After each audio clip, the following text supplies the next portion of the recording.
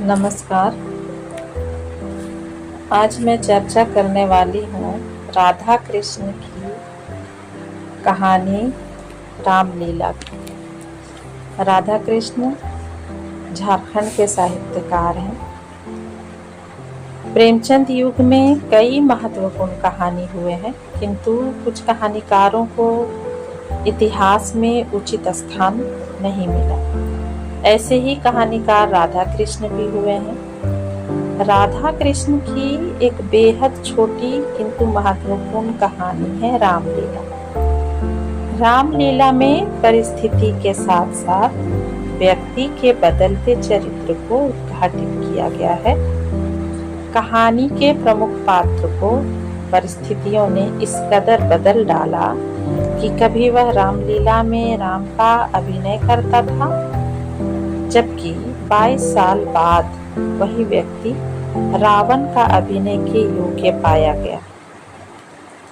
एक ही व्यक्ति में राम एवं रावण के चरित्र की विशेषताओं को दिखाना कहानीकार का उद्देश्य है, जिसके माध्यम से वे कहना चाहते हैं कि व्यक्ति निर्दोष होता है, परिस्थितियां उसे भयानक, क्रूर एवं हिंसक बना देती है। राधा कृष्ण का परिचय। राधा कृष्ण एक ऐसे कहानीकार हैं जिनकी हिंदी कथा साहित्य के इतिहास में कम ही चर्चा हुई है, किंतु उस दौर में उनकी महत्वपूर्ण कहानियां प्रकाशित हुई हैं। रामलीला ऐसी ही कहानी है। प्रेमचंद युग में कहानी लिखने वाले इस कथाकार ने लंबे समय तक कहानियां लिखी। इसके अतिरिक्त उपन्यास, नाटक, व्यंग्य एवं पत्रकारिता जैसे क्षेत्रों में भी उन्होंने लेखन किया। राधा कृष्ण का जन्म 18 सितंबर 1910 को रांची, झारखंड के अपर बाजार स्थित उनके पैतृक घर में हुआ था। 3 फरवरी 1979 ईस्वी को राधा कृष्ण का देहांत हो गया। पारिवारिक पृष्ठभूमि। इनके पिता का नाम मुंशी राम जतन तथा माता का नाम सूर्य कुमारी देवी था। राधा कृष्ण का मध्य वर्गीय परिवार था। इनकी 6 बहनें थीं। राधा कृष्ण इन 6 बहनों के बाद पैदा हुए। सन 1916 ईस्वी में उनके पिता का निधन हो गया। तत्पश्चात परिवार की आय का स्रोत खत्म हो जाने से राधा कृष्ण को गरीबी के दिन भी देखने पड़े। वे घृणा और उपेक्षा को ही अपना महत्व समझते। पर मेरे सामने ऐसे लड़के भी आए जो पढ़ने लिखने में तो नहीं, पर प्रेम का जवाब प्रेम से दे सकते थे। वैसे मित्रों के साथ मटरगश्ती करना मुझे अच्छा लगता था। ऐसा राधा कृष्ण का कथन है। तो राधा कृष्ण का प्रारंभिक जीवन बहुत कठिनाइयों में बीता था। उनकी पढ़ाई लिखाई भी नहीं हो सकी थी। उन्होंने शिक्षा भी स्कूल या कॉलेज में नहीं बल्कि पुस्तकालय में की थी। घर की आर्थिक तंगी से उबरने के लिए उन्होंने बस में कंडक्टरी भी की। शिक्षा। राधा कृष्ण की शिक्षा विधिवत रूप से नहीं हो पाई। पिता की मृत्यु के बाद चाहकर भी उनको स्कूल या कॉलेज की शिक्षा नहीं मिल पाई, अपितु एक पुस्तकालय के स्वाध्याय द्वारा उन्होंने शिक्षा प्राप्त की। रचनाएं। राधा कृष्ण के परिवार में कोई साहित्यिक वातावरण नहीं था, किंतु लेखक बनने के विषय में राधा कृष्ण लिखते हैं। लिखने की लालसा तो मेरे मन में तब से थी जब मैं ठीक से पढ़ना भी नहीं जानता था। प्रतिदिन रात के समय मैं अपनी माँ से कहानी सुनने की जिद ठान लेता। वह कहानी को बहुत ही रोचक बनाकर कहा करती थी। जिस समय वह कहानी कहती रहती, मेरा हृदय ना जाने किस तरह की कल्पनाओं से भर उठता था। कहानी सुनने की जिद ने ही उन्हें कहानी लेखन की ओर प्रेरित किया। उनकी कहानी लिखने की रुचि के बारे में संजय कृष्ण लिखते हैं, लेकिन इस बीच लोहरदगा में बस रुकती तो जो समय बचता उसमें वह कहानी लेखन का काम करते। सबसे पहले उनकी कहानी छपी गल्पमाला में। यह 1929 का साल था। इस पत्रिका को जयशंकर प्रसाद के मामा अंबिका प्रसाद गुप्त निकालते थे। कहानी का शीर्षक था सिन्हा साहब। इसके बाद तो इस लेखक पर दूसरे लोगों का भी ध्यान गया।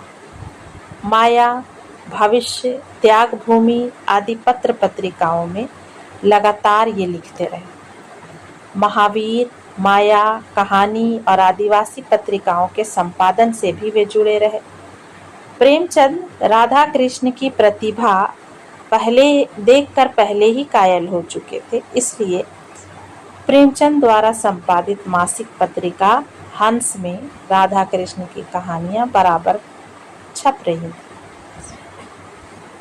प्रेमचंद के परिवार से उनकी निकटता बहुत बढ़ गई थी।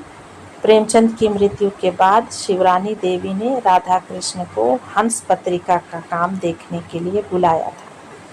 बाद में उन्होंने श्रीपत राय के साथ कहानी मासिक पत्रिका भी निकाली, किंतु तत्पश्चात राधा कृष्ण ने बनारस भी छोड़ दिया। इसके बाद वे मुंबई चले गए। सिनेमा कंपनियों में कहानी और कथोपकथन लिखने लगे। बीमार पड़ने के बाद बम्बई छोड़कर वापस रांची आ गए। फिर कभी वे मुड़कर बम्बई नहीं गए। उनकी कहानी संग्रहों के नाम है रामलीला, सजला, गल्पिका, गेंद और गोल। उपन्यासों के नाम है उनके फुटपाथ, रूपांतर, बोगस, सनसनाते सपने और सपने बिकाऊ हैं। व्यंग्य भी लिखा है उन्होंने, जिसका नाम है चंद्रगुप्त की तलवार। नाटक लेखन में उनका 2 नाटक है, भारत छोड़ो और बिगड़ी हुई बात। साहित्यिक योगदान। राधा कृष्ण प्रसाद स्कूल के कहानीकार हैं, अतः उनकी कहानी कला, भाषा एवं शैली पर जयशंकर प्रसाद की कहानी कला का प्रभाव दिखाई देता है। उनकी कहानियां परिस्थितियों की चोट खाकर बदलते व्यक्तित्व की कहानियां हैं। वे पात्रों का चित्रण घटनाओं एवं परिस्थितियों के संदर्भ में करते हैं। राधा कृष्ण समाज में आए बदलाव को व्यक्ति के संदर्भ में देखकर उसका मनोवैज्ञानिक विश्लेषण करते हैं। इनकी भाषा में झारखंड के शब्दों का प्रयोग हुआ है, जैसे आवेंगे, लावेंगे तथा बढ़िया आदि। अब हम रामलीला कहानी का संक्षेप में वर्णन करते हैं, उसके बाद इसकी समीक्षा दूसरे भाग में मैं बताऊंगी। तो कहानी संक्षेप में इस प्रकार है। रामलीला एक छोटी कहानी है। कहानी में एक ऐसे पात्र की बदलती परिस्थितियों का चित्रण किया गया है जिसके कारण उसके व्यक्तित्व में आमूलचूल परिवर्तन आ जाता है। कहानी का मुख्य पात्र राम रतन रामलीला का दल लेकर जो आधुनिक बुद्धि का आदमी है, इसलिए रामलीला के लिए सदैव उपयुक्त पात्र की तलाश में रहता है। वह राम का पाठ करने के लिए 5 दिन से परेशान है। वह रामलीला के पुराने ढर्रे में परिवर्तन करना चाहता है। तभी एक दिन वह देखता है कि एक ऐसा ही अबोध, भोला, निर्मल, निश्चल, सांवला बालक पार्क में तितलियों के पीछे दौड़ रहा है। राम रतन की तलाश पूरी होती है। बालक राम के रूप और अभिनय को सार्थक कर रहा था और रामलीला में दर्शकों की भीड़ तिगुनी चौगुनी होने लगी। घटनाक्रम तेजी से बदलता है। राम रतन के दल का देश भर में नाम हो जाता है। दल के पास धन है, सम्मान है, प्रतिष्ठा है, मगर राम रतन को शांति नहीं है। अब उसकी पार्टी ग्वालियर में आई है। सम्राट ने खास तौर पर उसकी रामलीला पार्टी को आमंत्रित किया है। लोग उत्सुक हैं, किंतु राम रतन की परेशानी रावण का अभिनय करने के लिए कोई उपयुक्त पात्र का ना मिलना है। जो व्यक्ति रावण का अभिनय करता है वह राम रतन को पसंद नहीं। आखिर ऐसा ही एक व्यक्ति उसे शराब खाने में दिखलाई देता है। उसके चेहरे पर अभिमान और क्रूरता थी। राम रतन को उस व्यक्ति में रावण का अभिनय करने की प्रतिभा नजर आई। रामलीला हुई, रावण का अभिनय उसने अच्छा किया, किंतु कहानी में मोड़ तब आता है जब रामरतन को यह पता चलता है कि वह वही आदमी है जिसने 22 वर्ष पहले राम का अभिनय किया। परिस्थितियां व्यक्ति के चरित्र को पूरी तरह बदल देती है और यही कहानी की मूल संवेदना है। धन्यवाद। ये पार्ट 1 है। पार्ट 2 इसका मैं अपने चैनल पर फिर प्रस्तुत करूँगी।